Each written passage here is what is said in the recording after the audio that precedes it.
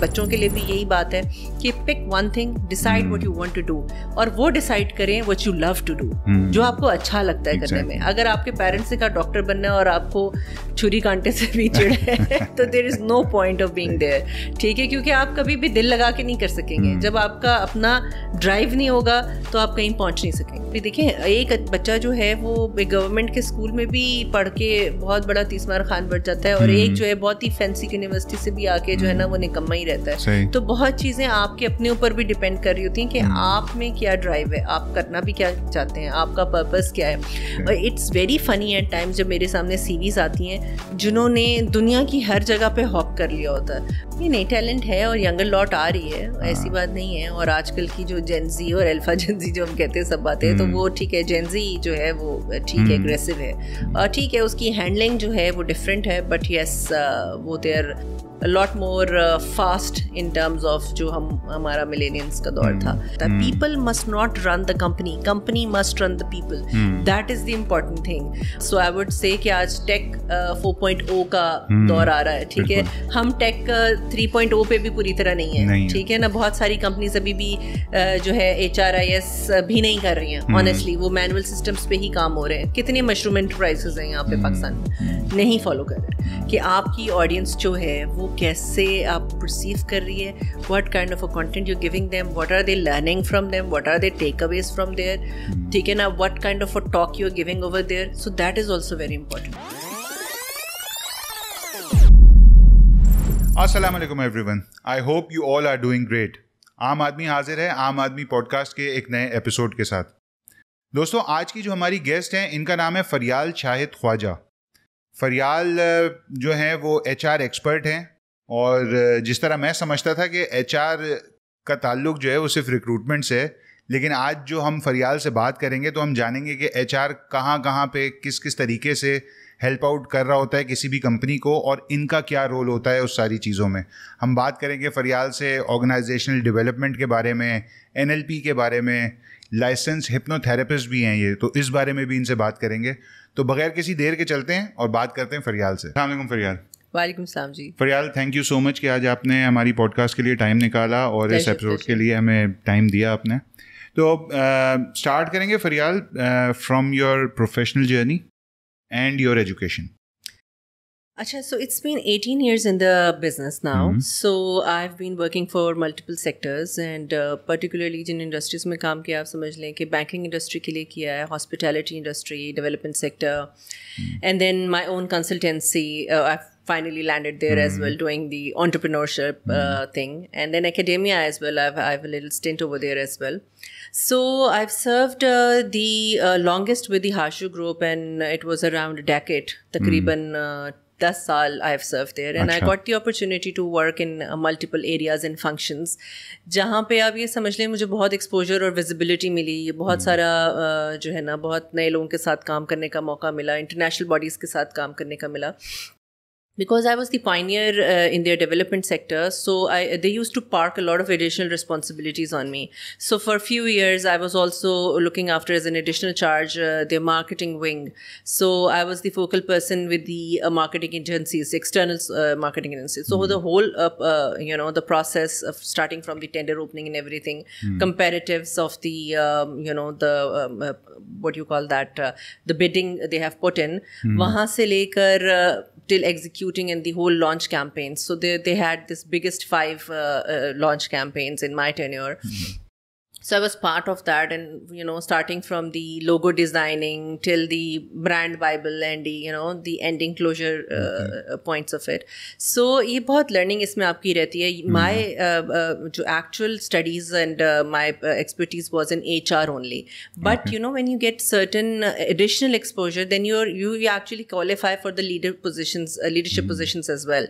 So उससे मुझको ये फायदा हुआ कि I used to also sit into the core committees. So I was part of the senior board members over there, and they used to run the feasibilities in front of me, so the viability of the project. So sitting with those senior mentors, you get to learn a lot of things.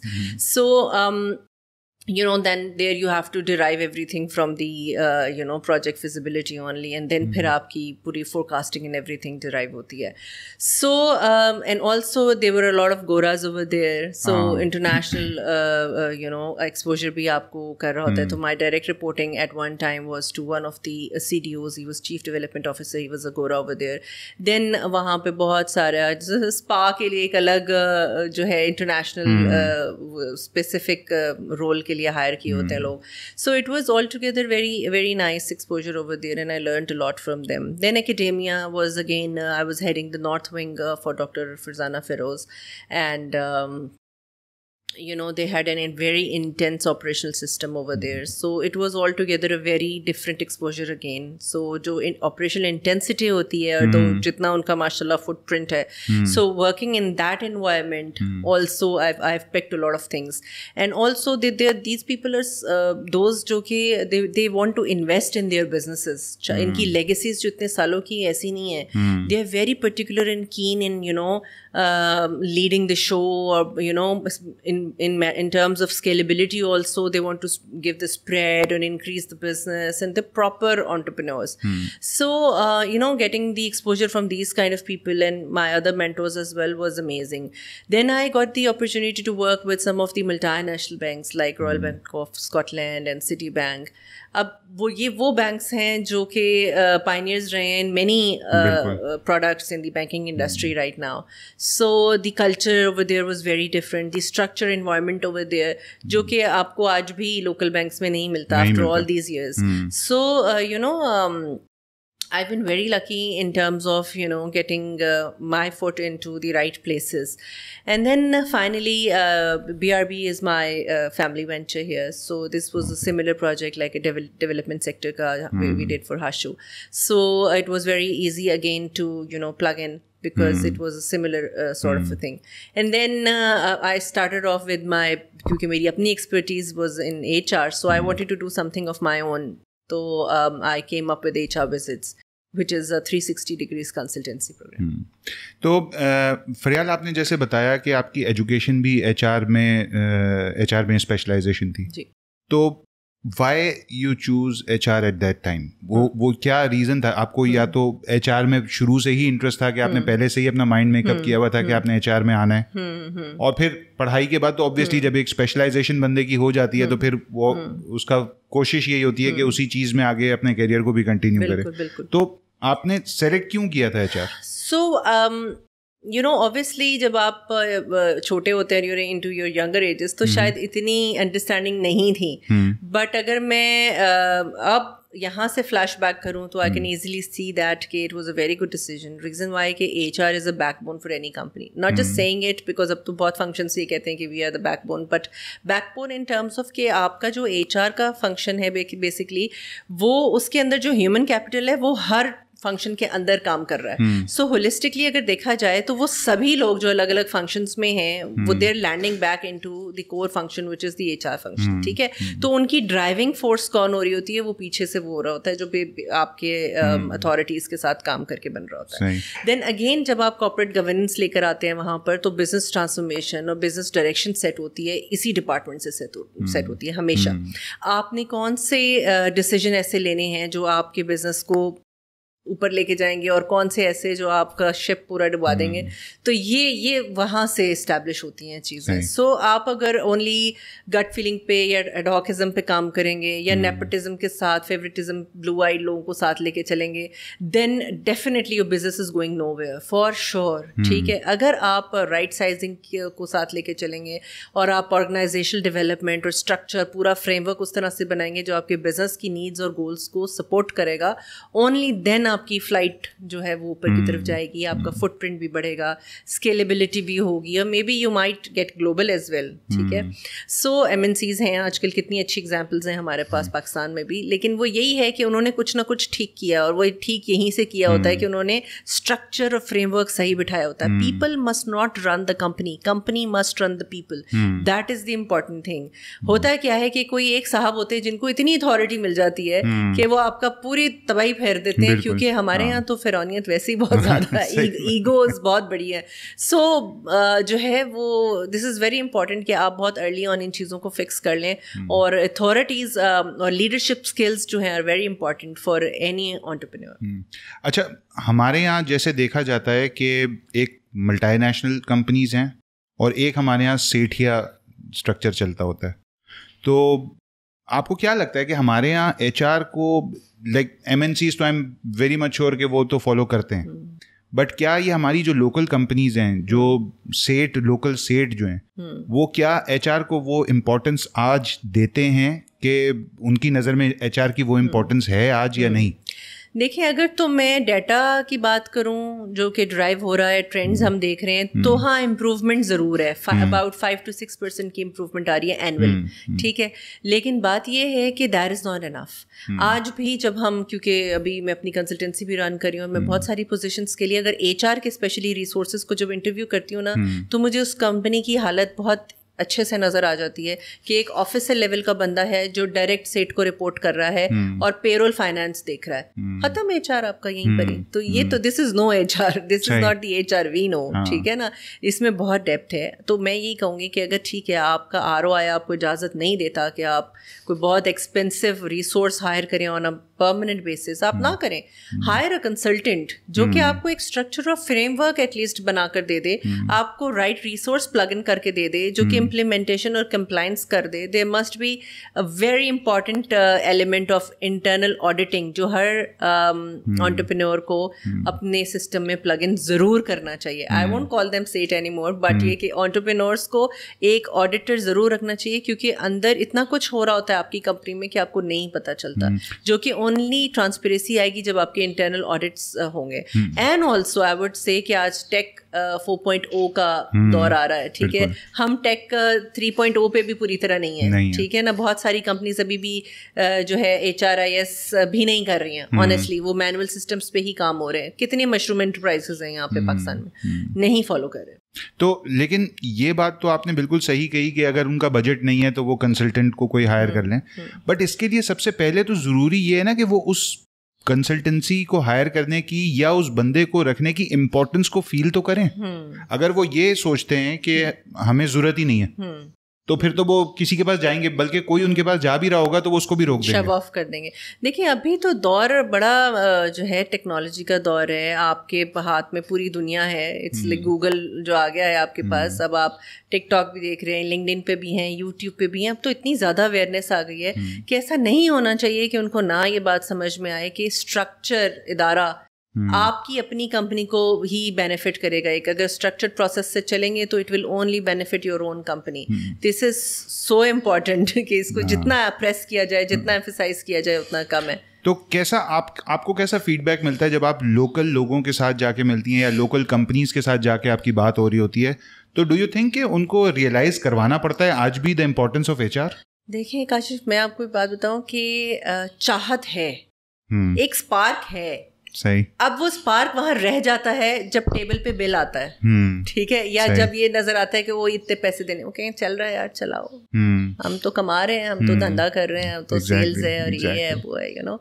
सो हमारा तो bread and butter चल रहा है. तो वो उसकी importance कहीं ना कहीं फिर आउटकास्ट होनी शुरू हो जाती है. लेकिन चाहत है, आई वुड से दैट, कि वो कहीं ना कहीं वो ये जानते हैं, समझते हैं कि हाँ दिस विल बेनिफिट.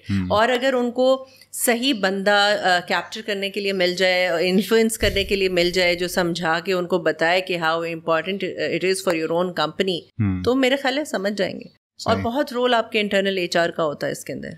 ठीक है, ट्रस्ट मी. ठीक है, पॉलिसीज प्रोसीजर हर कोई बनाना चाहता है. कितनी कंपनीज हैं आजकल जो कि कहती हैं कि हाँ पॉलिसी बनानी है, हमने इस चीज़ की बनानी है, उस चीज़ की बनानी है, लेकिन वो बस सोचते ही रह जाते हैं. ठीक है ना, उसमें थोड़ा सा उनके जो इंटरनल HR हैं वो ब्रिज अप करें इन चीज़ों को, उनके पास प्रोजेक्ट्स लेकर आएँ, उनको समझाएं. लेकिन उसके लिए अगेन बहुत ज़्यादा गैप है यंगर रिसोर्सेज के अंदर, चूँकि वो एकेडेमिया जो आपको सपोर्ट कर रहा है, they are not trained enough to actually you know cascade this further. तो वो ये बहुत सारी चीज़ें हैं. अच्छा, एकेडेमिया की आपने बात की, तो डू यू थिंक कि हमारे यहाँ जो यूनिवर्सिटी लेवल पे HR की एजुकेशन है, इज़ इट गुड इनफ? देखिए मैं ये कहूँगी कि बहुत ओल्ड स्कूल से चल रहे हैं, बहुत पुराना करिकुलम चल रहा है, दुनिया कहीं की कहीं चली गई है, प्रैक्टिकल चीज़ें बिल्कुल नहीं सिखाई जाती हैं ऑनेस्टली स्पीकिंग। मेरे पास जब फ्रेश इंटर्न्स आते हैं दे आर ब्लाइंड ऑलमोस्ट, ठीक है। मुझे स्क्रैच से एक बच्चे को जैसे सिखाना पड़ता है, ज़ीरो से, you have to tell them everything. कम से कम चले कुछ टेक्निकल नहीं भी सिखाया, आप कम्युनिकेशन ही अच्छी कर दें, आप उनकी कम से कम लैंग्वेज पे ही कमांड दे दें, वो भी नहीं होती। जब ड्राफ्टिंग भी कराओ तो उसके अंदर भी प्रॉब्लम्स होती हैं। अच्छा, इसमें एक्सेल कौन लोग कर जाते हैं? जो सेल्फ ड्रिवन होते हैं, जो खुद से कुछ करना चाहते हैं। फॉर एग्जाम्पल एक्सेल अगर नहीं सिखाया जा रहा आपकी कंपनीज में, which is a need of the hour honestly, इसके बगैर, डाटा के बगैर वी गोइंग नोवेयर नाउ, ठीक है। हर चीज़ ट्रेंड मांगती है आजकल। तो आपका जो एक नॉर्मल सा छोटा सा एंटरप्रेन्योर है वो भी कहेगा यार विजुअलाइजेशन डैशबोर्डिंग किधर है, ट्रेंड क्या है। थोड़ा बहुत तो उसको भी ये सेंस आने लगी है कि यार मुझे कोई ट्रेंड्स तो दिखाओ, डाटा तो दिखाओ, क्योंकि बिजनेस डिसीजंस उसी के ऊपर ही चलेंगे। उसके बगैर तो अगर आप जो भी डिसीजन ले रहे हैं वो हवाई है, ठीक है, गट फीलिंग पर है। तो ये बात बिल्कुल ठीक है आपकी कि there is a lot of gap, और उस गैप को कैसे पूरा करना है। सबसे पहले जो लोग पढ़ा रहे हैं उनको भी चेक करने की ज़रूरत है कि उनकी क्या अपस्किलिंग इतनी हुई हुई है, उनकी कैपेसिटी इतनी है कि वो आजकल के अपकमिंग ट्रेंड्स और चीज़ों के साथ अलाइंड है, क्या वो खुद भी दे आर ग्रूम्ड इनफ। किसका रोल है? यूनिवर्सिटीज़ का रोल है। स्पेंड इन योर एम्प्लॉयज़, ठीक है, उनकी करें हैंड होल्डिंग, उनकी करें कैपेसिटी बिल्डिंग। आप उनकी करेंगे तो आपका आउटशाइन करेगा, आपका अपना स्टूडेंट आउटशाइन करेगा, ग्लोबली शाइन करेगा, रेडी होगा ज़्यादा अपने जर्नी को स्टार्ट करने के लिए, कॉर्पोरेट जर्नी के लिए। सो अभी तक तो बहरहाल जो सिचुएशन है वो यही है कि बहुत सारी चीज़ों में नहीं बच्चों का हाथ साफ होता, और फिर वो यही है कि जो सेल्फ ड्रिवन है वो या यूट्यूब से एक्सेल सीख रहा है या गूगल में फार्मूलाज डाल के सीख रहा है, और फिर हाथ साफ करेगा, एक आध साल में वो अच्छा हो जाएगा, फिर अप्रिसिएशन मिलेगी, क्योंकि ये वो स्किल है जो हर कोई नहीं कर सकता है ऑनेस्टली। और हर डिपार्टमेंट में एक आपको कहते हैं ना एक्सेल का चीता एक चाहिए होता है, तो वो ऑटोमेटिकली इंपॉर्टेंस गेन कर लेता है जब वो टेक्निकली सेवी होता है विद द टूल्स। सही। तो आफ्टर रियलाइजिंग द फैक्ट कि हमारे यहाँ जो है वो एजुकेशन में एक गैप है, आपका अपना मूड कभी बना कि आप टीचिंग की तरफ भी आए? टू बी वेरी ऑनेस्ट, मैंने एक छोटा सा पीस आपसे नहीं शेयर किया। अच्छा। मैं आई वॉज समबडी जो 18 साल से पहले भी अपना कुछ साल जो है वो टीचिंग को भी दे चुका है, while I was studying my self, and out of only something to do, you know, I wanted to do something in my life. वो एक ड्राइव इतनी ज़्यादा थी कि वो बहुत छोटी एज में मैंने ये वाला भी एक किया हुआ है काम। तो इसको एक्सपेरिमेंट किया, लेकिन मुझे उस वक्त ग्रोथ और कहीं पहुंचना एकेडेमिया में आज से 20 साल पहले, कैन यू बिलीव इट? तो नहीं, ये क्योंकि इम्पोर्टेंस क्योंकि एजुकेशन की बहुत ज़्यादा है। अगर स्टूडेंट लेवल पे चीज़ें पॉलिश होके आएंगी तो ऑब्वियसली फिर वो जब प्रैक्टिकल एक्सपीरियंस गेन करेंगे तो हर फील्ड के अंदर, मैं किसी स्पेसिफिक फील्ड की बात नहीं कर रहा, हर फील्ड के अंदर जो है वो लोग एक्सेल ही कर रहे होंगे। Of course. अब देखिए, मैंने very recently when I landed in Karachi 3 years back, so I started out doing my CIBT level 7 UK certified, ठीक है।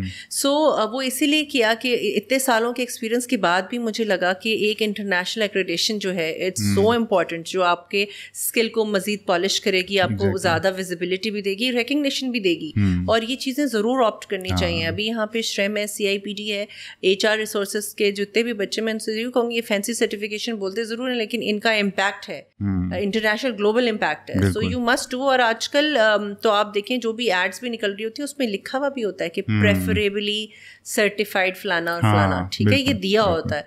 सो ये चीज़ें करनी पड़ेंगी क्योंकि कहीं ना कहीं हमारा जो एकेडेमिया है वो उसमें गैप तो है, और उसको वो ये चीज़ें फिल करते हैं फिर।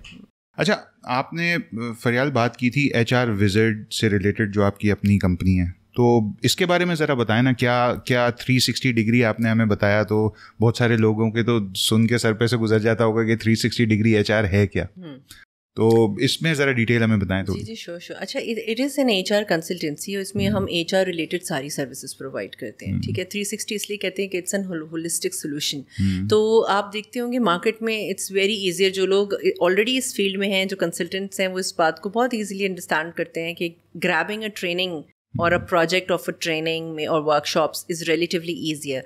जो 20 बड़े नाम हैं, जो 20 बड़ी कंपनियां हैं, उनके पास बजट होता है L&D का, एक्सटर्नल ट्रेनर्स का भी होता है, तो they usually opt for that. And then उसमें एक सेकेंड पीस आता है जो कि आपका हेड हंटिंग का होता है, टैलेंट एक्विजिशन का होता है. उसमें भी ये होता है कि ये जो बड़े नाम हैं उन्होंने 4-4, 5-5 एजेंसीज को ऑन बोर्ड किया होता है, MOU साइन किए होते हैं, और उसके अंदर जो है ना वो सभी पे वो पोजीशंस ओपन हो जाती हैं उन 4-5 पे, और कभी कभी डिपेंडिंग ऑन द सिचुएशन. तो जो पहले ग्रैब कर देता है उनको रिसोर्स, वो उसके साथ जो है ना उनका मज़ीद फिर उसको क्लोजर मिलता है. ठीक है. मेरा however forte is around organisation development, that's OD part. ठीक है. OD पार्ट में अगेन क्योंकि मैं इंडिपेंडेंट सर्टिफाइड डायरेक्टर हूँ with SSCP and PICG registered, तो कॉर्पोरेट गवर्नेंस पे काम करना, giving the structure to the company, you know, keeping it aligned with the technicalities, और जो भी आपकी अगेन वही मैं ROI रिलेटेड बजटिंग और ट्रांसफॉर्मिंग की बात करती हूँ, वो सारा जो एक फ्लो है वो कंपनी के अंदर वो प्लग इन करना, एंगेजमेंट सर्वेज, कल्चर सर्वेज, इसमें आपके मैन पावर ऑडिट्स आ जाते हैं, राइट साइजिंग आ जाती है, KPIs, policy designing, multiple frameworks that we introduce in this, competency matrices हैं. सो बहुत सारी चीज़ें हैं जो हम इसके अंदर प्रोवाइड करते हैं, जो इसमें हम रिटेनरशिप पे भी काम कर रहे हैं कंपनीज के साथ, एंड 1-on-1 पीसेस पे भी काम कर रहे हैं, मतलब प्रोजेक्ट बेस्ड काम भी कर रहे हैं. सो Why only OD? Why not जो सब कर रहे हैं वो क्यों नहीं आसान है ग्रैब करना. तो वो दैट्स वाई कि जो आपको सेंस ऑफ सेटिस्फैक्शन मिलती है with the work of OD, वो आपको शायद दूसरे कामों से नहीं मिलती. हाँ ठीक है, कहीं ना कहीं होता है, अगर आपने अच्छा ट्रेनिंग कराया यू गेट कंटेंट, आपने अच्छा रिसोर्स प्लग इन कराया यू गेट कंटेंट, बट ठीक है. बट एक जो ट्रांसफॉर्मेशन और जो डायरेक्शन आप किसी कंपनी को देकर आते हैं ना, उसके इम्पैक्ट लास्टिंग होते हैं for many years to come. तो वो आपको जो है ना एक मेरे लिए इट्स अ ड्राइव कि I've done something or I've achieved something and somebody is, you know, doing well because we did good service to them. So do you think कि वेलकमिंग आपको एक सामने से रिस्पॉन्स मिल रहा है जो आपका काम है OD से रिलेटेड, बिकॉज ये कंसल्टेंसी है ना, तो कंसल्टेंसी में तो आपको ज़रूरी होता है ना कि सामने वाला भी आपके लिए उतना ही वेलकमिंग हो उस कंसल्टेंसी को एक्सेप्ट करने के लिए. तो अच्छा, हमारे यहाँ मिल रहा है ये रिस्पॉन्स. देखिए मैं आपको बताऊँ, ये बात सच है आपकी कि OD का काम, जैसे मैंने कहा कि ज़रा मुश्किल से समझ आता है लोगों को, एक्सपेंसिव भी होता है, और इसीलिए थोड़ा सा मुश्किल से कन्विंस करना भी पड़ता है, समझाना भी पड़ता है. बट ये कि कुछ लोग जो समझ जाते हैं, they are definitely welcoming around that, वो उसको मतलब रिस्पेक्ट और रिगार्ड देते हैं पूरा. लेकिन जहाँ जिन लोगों को नहीं समझ आना, वही हमारा टारगेट है, वही हमारी टारगेट ऑडियंस है. जो छोटा हमारा एंटरप्रेन्योर है, SMEs जो कर रहे हैं, जिनको नहीं पता कि उन्होंने अपने बिजनेस के साथ आगे करना क्या है, so I think we are the right person for them or right people for them. Okay, तो ये आपकी जो ये HR Wizard के नाम से आपकी जो कंपनी है, ये रिक्रूटमेंट भी हैंडल कर रहे होते हैं आप लोग? Everything 360. अच्छा, trainings, तो workshops. क्योंकि देखें हमारे यहाँ असल में फरियाल होता क्या है कि जो अभी तक लोगों का मेजॉरिटी जो जहन बना होता है ना, वो HR को लेके रिक्रूटमेंट ही सबसे पहले जहन में यही आता है. हाँ. वो जो आप सेट सिस्टम की बात कर रहे थे ना, वो आप अगर देखें तो वो सिर्फ रिसोर्स लाना और रिसोर्स निकालना, उसके लिए HR इससे ज्यादा आगे है ही नहीं. पेरोल वो समझता है कि यार ये तो वैसे ही नंबर गेम है, मेरा फाइनेंस देख लेगा.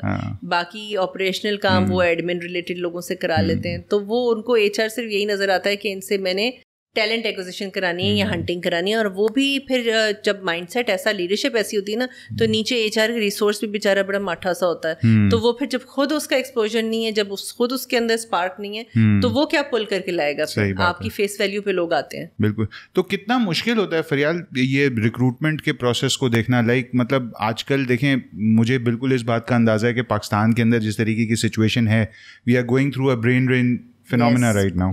तो वो इस सारी चीज़ों को फेस करते हुए पहले कितना आसान था और अब कितना मुश्किल है एक अच्छी रिसोर्स को हायर करना. देखिए ब्रेन ड्रेन तो अपनी जगह पर एक है, और ये फिनोमेना पहले भी था, अब ज़रा ज़्यादा हो गया है, ये बात आपकी दुरुस्त है. लेकिन हमेशा, हालांकि Karachi market is relatively easier, मैं इसलिए समझूंगी कि इसका स्केलेबिलिटी ज़्यादा है, यहाँ आपके पास इसकी यहाँ पॉपुलेशन ज़्यादा है, और यहाँ पर लोग कॉर्पोरेट के अंदर बहुत ज़्यादा डायरेक्टेड हैं और इन्वेस्टेड हैं. बट हाउ एवर स्टिल वही एकेडेमिया गैप की वजह से कह लें, राइट एक्सपोजर की वजह से कह लें, एक अच्छा रिसोर्स, मैं ये नहीं कहती कि उसको सब कुछ आता हो पहले दिन से. लेट्स से हम ये भी नहीं चाहते, ए लेवल नहीं चाहते, हम बी पॉइंट पे ही देख लें कि इसमें टेंडेंसीज हों एटलीस्ट, कि ये थोड़ी सी हैंड होल्डिंग से प्लग इन हो जाए इन द सिस्टम और सीख ले, उसके लिए भी we have to struggle a lot at times. ठीक है. और अगर टेक्निकल पोजीशंस गलती से आपको हायर करनी पड़ गई हैं तो आपका फिर जो एरिया है वो और श्रिंक हो जाता है, फिर उस पूल के अंदर से आपको ढूंढना पड़ता है रिसोर्सेज को. तो it is a challenging job. Yes. तो इसमें होता है कि आप लोगों के पास अपने पास कोई एक पूल होता है कैंडिडेट्स का, जो कि आप according to the requirement of that particular job आप उसको फिर मैच कराते हैं, इस तरीके से हैंडल करते हैं, या फिर आप लोग भी वो लाइक कहीं किसी मीडिया पे या किसी प्रिंट मीडिया पे आप लोग एडवर्टाइज करते हैं जॉब को? नहीं, उस तरह से प्रिंट मीडिया पे तो नहीं जाते हैं. देखिए मेरी अपनी अल्लाह का शुक्र है, जो लिंक्डइन फॉलोइंग है वो काफ़ी ज़्यादा है. इट्स अराउंड 20,000 के आसपास है. सो होता ये है कि आपको बहुत ज़्यादा विजिबिलिटी वहाँ से मिल जाती है. So if you post anything over there तो आपको बहुत ज़्यादा एप्लीकेशंस फिर वहाँ से पोर इन हो जाती हैं. बाकी अच्छी बात आज के दौर की ये है कि बहुत सारे व्हाट्सएप ग्रुप्स भी बने हुए हैं जिसमें बहुत ज़्यादा मतलब लोग उनमें ग्रुप्स में होते हैं. तो वो वर्ड ऑफ माउथ आप समझ लें कि वो स्प्रेड होता है एंड देन वहाँ से भी पोर इन होना शुरू हो जाती हैं. तो यस, सोशल मीडिया पे हम एडवर्टाइज कर देते हैं. लिंक्डइन पे हम होता क्या है कि अगर आप सोशल मीडिया पे लेट्स से हमने व्हाट्सएप पे कर भी दिया है तो इररेलेवेंट सीवीज बहुत आ जाती हैं. एडवर्टाइजिंग का नुकसान ये होता है. तो हमारी पहली प्रेफरेंस ये होती है कि हम स्क्रीनिंग करके आधी प्रोफाइल पहले ही जितनी हम कर सकते हैं स्क्रीन करके टारगेट करके हिट करें टैलेंट को. ठीक है. तो it gets easier for us as well और फिर उसमें से फर्दर फिल्टरिंग करते हैं. सही.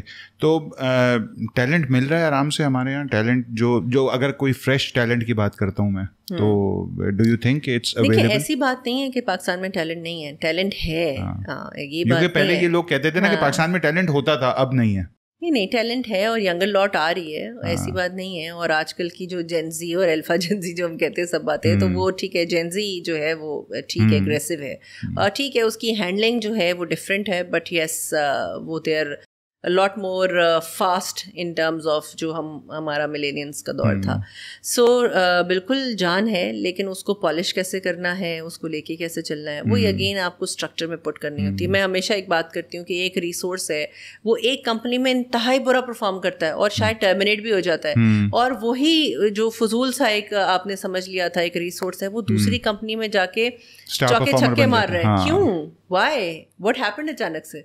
सही है. It's the environment, culture and the direction. देखिए, अगर आप स्ट्रक्चर तरीके से डालेंगे साइलोज में, it's not 100% silos, but yes, उसको उसका एरिया पता होना चाहिए, उसको होराइजन पता होना चाहिए कि उसने कैसे कहाँ ऑपरेट करना है और क्या लिमिटेशन और बाउंड्रीज हैं. अगर डिसिप्लिन नहीं होगा, आप मतलब सारा हॉच पॉच चलेगा सिस्टम, और काम आपका है, अप्रूव कोई और करा रहा है और प्रोसेस कोई और, ऑथराइज कोई और कर रहा है, तो वो फिर एडहॉकिज्म है. फिर उसमें ऑब्वियसली वो अच्छा रिसोर्स भी नहीं चल सकता. सो डू यू थिंक कि एक एचआर कंसल्टेंट को किसी भी कंपनी का एनवायरनमेंट जानना ज़रूरी है before going into any process further? Yes, it depends कि स्कोप क्या है. अगर तो हमको फॉर एग्जांपल कुछ ऐसे ग्रे एरियाज का काम पाक हुआ है जिसके अंदर आपने असेस करना है कि क्यों, क्या वजह है कि आपका टर्नओवर इतना हाई जा रहा है, क्या वजह है कि सेटिस्फेक्शन नहीं है, क्या वजह है एंगेजमेंट नहीं है, ठीक है, क्या वजह है कि लोग जो हैं मतलब they are not happy in general, let's से.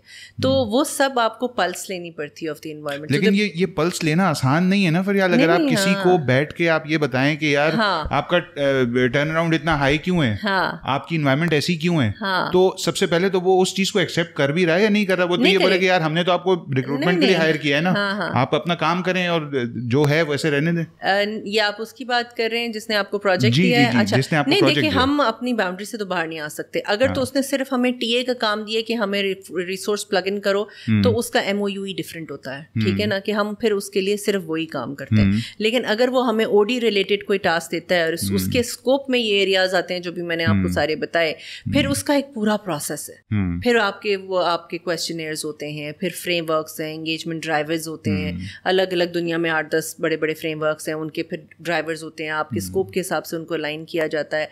एंड फिर उससे क्वेश्चनर्स बनते हैं, इंटरव्यू सेशंस होते हैं, फोकस ग्रुप सेशंस होते हैं, फिर डाटा की कैलिब्रेशन होती है, टेस्टिंग होती है. So it's whole lot of a big thing to do, you know. So तो लेकिन ये कि जब कोई कंसल्टेंट को रिक्रूटमेंट के लिए भी हायर कर रहे होते हैं लोग, तो उनके लिए consultant as being a consultant ये जानना बड़ा ज़रूरी है ना कि उस इन्वायरमेंट के लिए बंदा मैं कौन सा इनको दूं. लाइक उन्होंने बोला कि जी ये एजुकेशन चाहिए, ये एक्सपीरियंस चाहिए, बट उस एजुकेशन एक्सपीरियंस को ढूंढना बड़ा आसान है, लेकिन वो एजुकेशन एक्सपीरियंस जाके उस कंपनी में सेटल डाउन हो भी सकता है या नहीं? देखिए वो सारी एरियाज हम देखते हैं कि इंडस्ट्री क्या है. लेट्स से अगर कोई प्रोडक्शन हाउस है या कोई टेक्सटाइल मिल है या कोई डेवलपमेंट सेक्टर के लोग हैं, तो हम रिलेटेड इंडस्ट्री के लोग ही पुल करते हैं ताकि उसके लिए ज़्यादा कल्चरल ट्रांसफॉर्मेशन ना हो उस तरह की, और वो ईजिली जेल इन कर सके विद इन द एरियाज. हाँ देखें कुछ ना कुछ तो कल्चर हर जगह का अपना ही होता है, एंड देन कुछ स्किल सेट आपका भी अपना होता है कि आप कितना अच्छा ब्लेंड इन कर लेते हैं. बाकी हमारी मैक्सिमम कोशिश यही होती है with the understanding of the owners. ज़ाहिर है हमारी मल्टीपल मीटिंग्स होती हैं, we understand the whole project, we understand the company. थोड़ी बहुत ही हमको वाइब आ जाती है कि क्या माहौल है, क्या एनवायरनमेंट है, क्या रिक्वायरमेंट्स है लेट्स से, और क्या अंडरस्टैंडिंग होनी चाहिए. तो हम अकॉर्डिंगली ही फिर उनकी रिक्वायरमेंट के हिसाब से ही रिसोर्सेज को पुल करते हैं. तो यस, तो जो हमारे यहाँ से फरियाल, आपको क्या लगता है कि एक जो गैप है, जैसे हमने एजुकेशनल गैप की बात की, तो यही गैप से स्टूडेंट जब गुजर के आ रहा होता है और फिर जब वो प्रैक्टिकल फील्ड में आता है, तो उनको क्या पहले से, हमारे यहाँ के लोगों को क्या पहले से ये बात पता होती है कि उन्होंने ये स्पेसिफिक फील्ड को लेके चलना है? मैं मेजॉरिटी यूनिवर्सिटीज़ की बात कर रहा हूँ. लाइक कुछ यूनिवर्सिटीज़ तो मुझे भी पता है कि ऐसी होती हैं, हमारे यहाँ भी हैं, कि जहाँ पे लोगों को पता होता है कि जी ये मेरा करियर पाथ है, मुझे इस पे चलना है. लेकिन क्या सारी यूनिवर्सिटीज़ के अंदर आपको ये ट्रेंड नज़र आ रहा है या बिल्डअप होता हुआ दिख रहा है? ये देखो यूनिवर्सिटीज़ तो अलग अलग प्रोग्राम्स ऑफर कर रही हैं, उसमें से जो पिकअप कर ले वो उसकी मर्जी है. जहाँ तक बात है अपने हमारे स्टूडेंट्स की, तो अब ये उनके लिए क्वेश्चन है कि वो चाहते क्या हैं, उन्होंने ज़िंदगी में करना क्या है. काउंसलिंग भी तो बड़ी ज़रूरी होती है ना. काउंसलिंग और मेंटोरिंग बड़ी ज़रूरी होती है. अभी भी मैं कुछ 1-2 फोरम्स पे हूँ और वहाँ पर हम ये मेंटोरशिप प्रोग्राम्स को लेके चल रहे हैं. हम leading one of the hats for the mentoring programmes over there. So उसमें हम यही करते हैं कि मेंटोर्स को करेंगे और उनके साथ मेंटीज को लाइन करेंगे मिड लेवल, और फिर there is a youth connecting as well, जहाँ पर यूथ जो है वो कनेक्ट करेगा you know with the mid level resources. So ये सारी बात यही है कि वैसे तो कहने को ए लेवल्स कॉलेज तक तो एटलीस्ट आपके करियर काउंसलर्स बैठे होते हैं, लेकिन अब उसमें से अभी देखें एक बच्चा जो है वो गवर्नमेंट के स्कूल में भी पढ़ के बहुत बड़ा तीसमार खान बढ़ जाता है, और एक जो है बहुत ही फैंसी यूनिवर्सिटी से भी आके जो है ना वो निकम्मा ही रहता है. तो बहुत चीज़ें आपके अपने ऊपर भी डिपेंड कर रही होती हैं कि आप में क्या ड्राइव है, आप करना भी क्या चाहते हैं, आपका पर्पस क्या है. और it's very funny at times जब मेरे सामने सीवीज आती हैं जिन्होंने दुनिया की हर जगह पे हॉप कर लिया होता है. फॉर एग्जाम्पल उन्होंने अपना ए लेवल्स किया इंजीनियरिंग में, ठीक है, बैचलर्स किया मार्केटिंग में, मास्टर्स किया एचआर में, और जो है डबल मास्टर्स कर लिया आईटी में. भाई तुम करना क्या चाहते हो? तुमने थोड़ी थोड़ी बिट सारी चीजों की ले ली तो you are perfect in none jack of all trades वाली बात हो गई ना.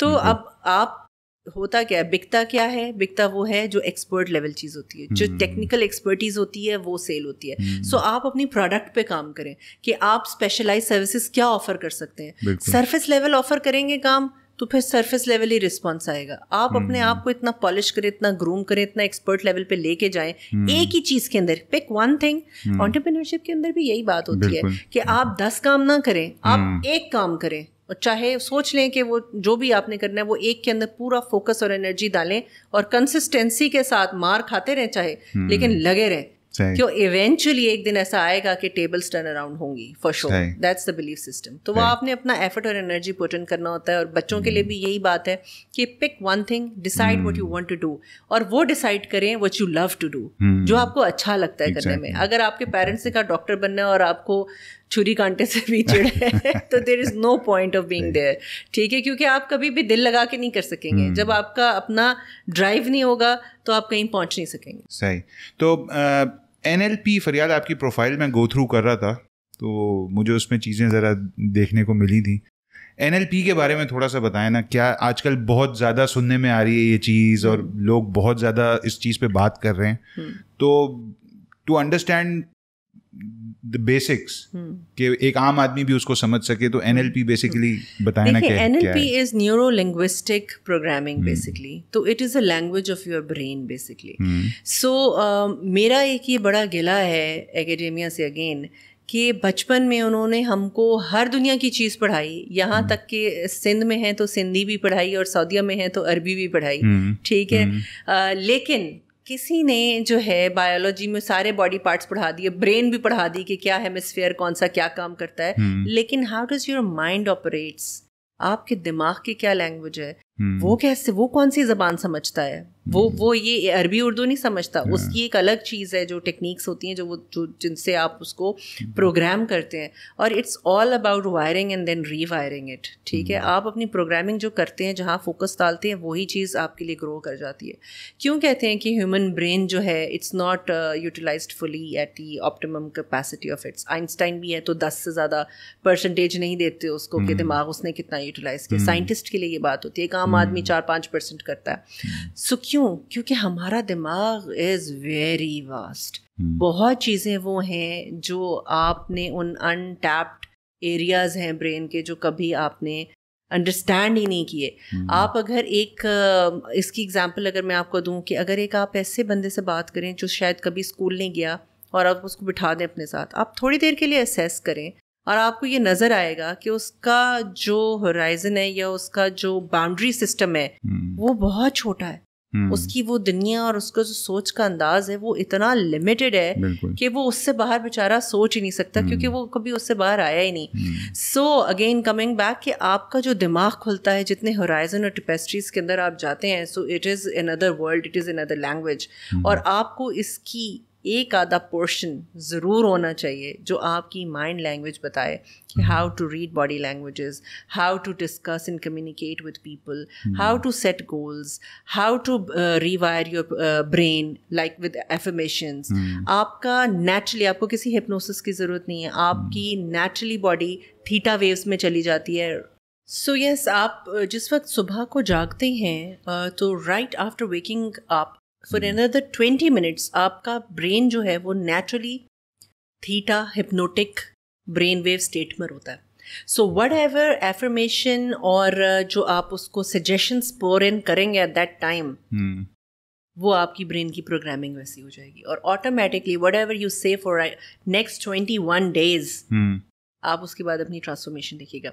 Pick one affirmation किसी एक subject पे and say that affirmation 1 or 2, 3 lines, whatever you want to say for next 21 days and see the results. ये brain wave आपको सुबह भी मिलती है और सोने से exactly 20 मिनट पहले भी मिलती है when you are in sort of a नींद वाली state में होते हैं, जहाँ आप सोए भी नहीं होते लेकिन आपका conscious mind जो है वो बहुत हद तक down हो चुका होता है और subconscious mind जो है वो बाहर आ चुका होता है somehow. So that is the hypnotic state basically.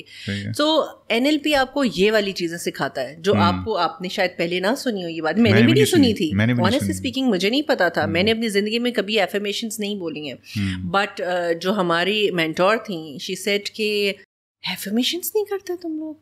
आप देखें दुनिया में जितने बड़े सेलिब्रिटीज़ हैं मैनिफेस्टेशन की बातें करते हैं, एफर्मेशंस की बातें करते हैं। स्पिरिचुअलिटी के अंदर NLP goes hand in hand, क्योंकि ये यूनिवर्सल वननेस की बात करते हैं, ब्रेन वेव्स की बात करते हैं, नेचुरल हीलिंग सिस्टम की बात करते हैं।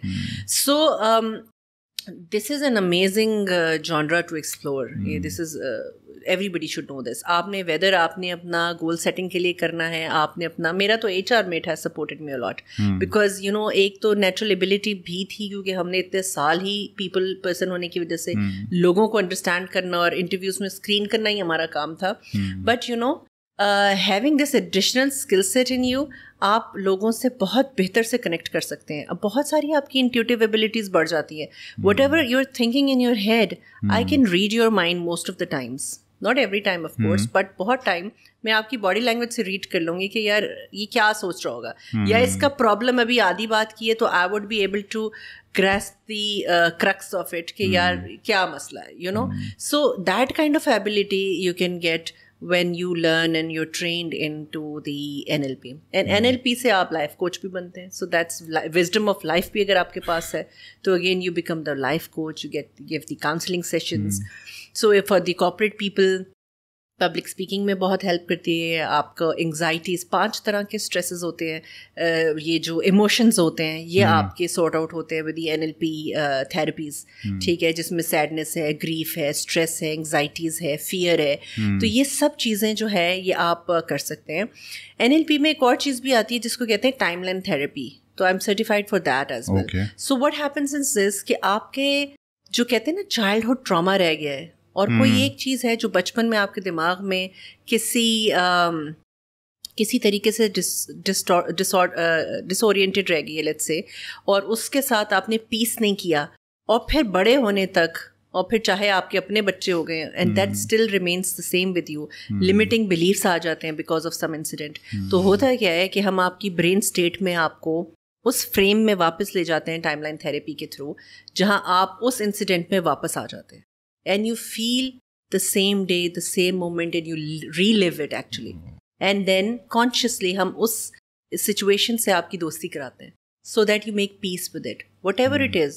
ठीक है, इंसान है, जिंदगी है, traumas होते हैं, but how you come out of it is very important। अगर आप कुछ एक hit लेके वापस आ रहे हैं तो it will remain there for you, and also many times exiting the traumas, बहुत सारी सिचुएशंस में बैरियर बन जाता है, बैरियर बन जाता है, ऑब्स्टिकल्स बन जाते हैं, बिल्कुल।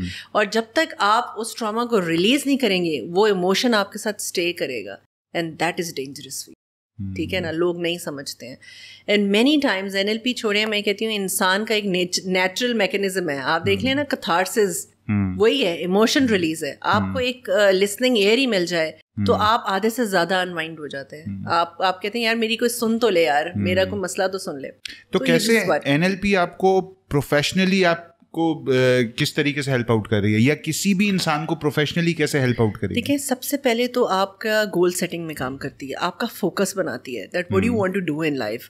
आपको अक्सर औकात खुद भी पता नहीं होता कि आपने करना क्या, आप चाहते क्या। आप बहुत स्कैटर्ड माइंडसेट से होते हैं, तो माइंडफुलनेस लेकर आता है ये विद अगेन। इसमें अगर आप मेडिटेशन भी साथ करते हैं, योगा प्रैक्टिसेस करते हैं, तो ये सब चीज़ें क्या होता है, मेंटल चैटर को शट डाउन करती है और आपको इनर सेल्फ पे रिफ्लेक्ट कराती है। जब आप इनर सेल्फ पे रिफ्लेक्ट करते हैं, अपने हायर कॉन्शियस से कनेक्ट करते हैं, अपने सोल से बात करते हैं, तो you exactly connect with it, and then you know what you want to do in life. So again corporate में भी यही है कि अगर आप कोई लीडरशिप है आपकी, या तो आप यूर एंटरप्रेन्योर, सो आपकी गोल सेटिंग में बहुत काम आती है। So there was this exercise जो हमने अपने टाइम पे की थी कि अगर आपने एक काम करना है तो उसके लिए आपको क्या क्या करना है, व्हाट एल्स करते करते हम 8-10 पॉइंट जो हमारे दिमाग में आते थे मैक्सिमम, वो लिख दिए। फिर हम उसको, हमें कहा जाता था कि इसको आप प्रायोरिटाइज करें, what do you want to do first, and what is less important and what is more important. Cut out करते आप you get the sequence of exactly what do you want to do.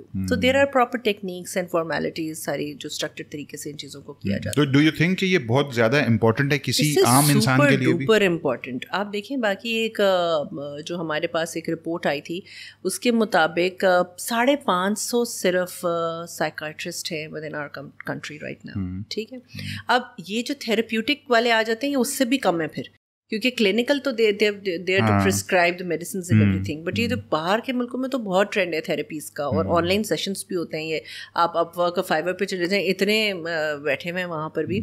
तो ये this is something which is I think is need of the hour again. ये हर इंसान की ज़रूरत है, एवरी पर्सन नीड्स दिस, चाहे छोटा बच्चा हो चाहे बड़ा हो, एवरीबडी नीड्स काउंसलिंग। तो do you think NLP should be a part of HR in any organization? देखो, NLP will only support it। ठीक है, NLP related अभी ये wellness के जो events वगैरह हमारे हो रहे होते हैं, awareness sessions कराते हैं, workshops कराते हैं, तो आजकल हो रही हैं, it's already trending। तो ये अभी लोगों को, क्योंकि mental health के बारे में भी awareness बहुत आ गई, तो stress related workshops भी करा रही हैं जो बड़ी companies हैं, they're doing that। तो वो awareness HR में तो उस area से आ सकती है, plug in हो सकती है। बट हाँ, yes, ये वो चीज़ है जो इंसानों के दिमाग की language है। It's simply a linguistic, neurolinguistic। ऐसा क्यों होता है कि ये NLP के बारे में या इस तरह की और भी दूसरी कई चीजें होती हैं जिसके बारे में हम आज बहुत सुनते हैं, लेकिन आज से अगर हम 10 साल पीछे चले जाएं तो उनका कहीं जिक्र भी नहीं हो रहा होता? क्या उस वक्त वो चीजें इंपॉर्टेंट नहीं थी? देखिए, अगर मैं आपको अपनी फेवरेट जो 2 नाम है वो अगर बोलूँ इस एरिया में, तो एक कार्ल यूंग है, okay. जो कि एक ब्लैक एंड वाइट दौर का इंसान है, ठीक है। तो ये सब चीज़ें एग्जिस्ट करती थी। और दूसरी डॉलरिस कैरन है जो कि हिप्नोथेरेपिस्ट थी क्वांटम हीलिंग की। तो इन लोगों ने अपना नाम बनाया है, they books are published, they are huge in their own areas, ठीक है। और ये आज के दौर के लोग नहीं, ये दोनों इस दुनिया में नहीं है इस टाइम पे, और उनको ख़त्म हुए भी बड़े साल हो गए। तो लेकिन इनकी बुक्स हैं जो पब्लिश हुई हुई हैं, और वो अब है क्या, क्योंकि मीडिया भी एम्पावर होना शुरू हुआ है, तो वो चीज़ें सरफेस पे अब आ रही हैं, उसकी अवेयरनेस ज़्यादा क्रिएट हो रही है, और लोग अब ज़्यादा से ज़्यादा इन चीज़ों को ऑप्ट कर रहे हैं। बाहर हमसे ज़्यादा अवेयरनेस है इन चीज़ों की, लेकिन यहाँ भी आहिस्ता आहिस्ता चीज़ें ट्रैवल इन कर रही हैं। सही। तो फरियाल, अब थोड़ा सा वापस आते हैं अपनी पुरानी वाली डिस्कशन पे। लिंक्डइन कितना इम्पोर्टेंट टूल है आपकी नज़र में? I think it is one tool which is the most important tool.